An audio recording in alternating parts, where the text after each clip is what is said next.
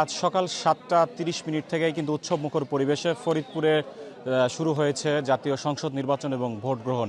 সকাল থেকেই কিন্তু শান্তিপূর্ণ পরিবেশে এই যে ফরিদপুরের বিভিন্ন কেন্দ্রের ভোটাররা কিন্তু তারা কিন্তু তাদের মূল্যবান ভোটটি প্রদান করছেন।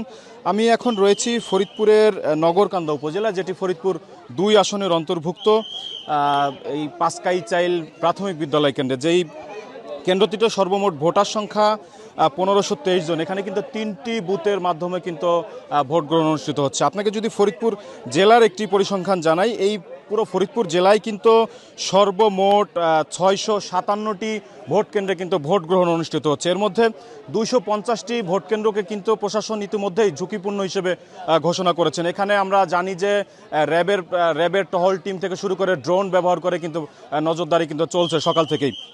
তবে একটি বিষয়ে বলে রাখি যে ফরিদপুর জেলায় সর্বমোট কিন্তু ১৩ প্লাটুন বিজিবি কিন্তু মোতায়েন রয়েছে এবং প্রত্যেক প্লাটুনের সঙ্গে কিন্তু একজন করে ম্যাজিস্ট্রেট কিন্তু রয়েছে, আমরা যেমনটি জানি।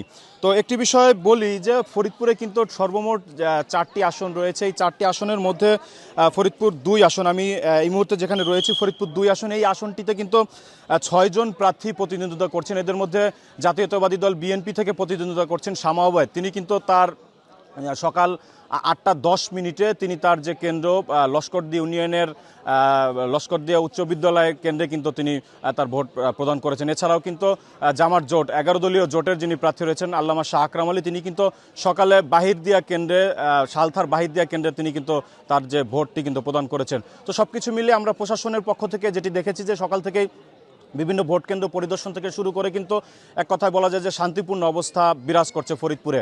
এই পর্যন্ত আমরা এখন পর্যন্ত কোনো ধরনের কোনো সহিংসতার খবর আমরা পাইনি। তো এই ছিল আমার কাছে ফরিদপুর থেকে নির্বাচনের সর্বশেষ খবর।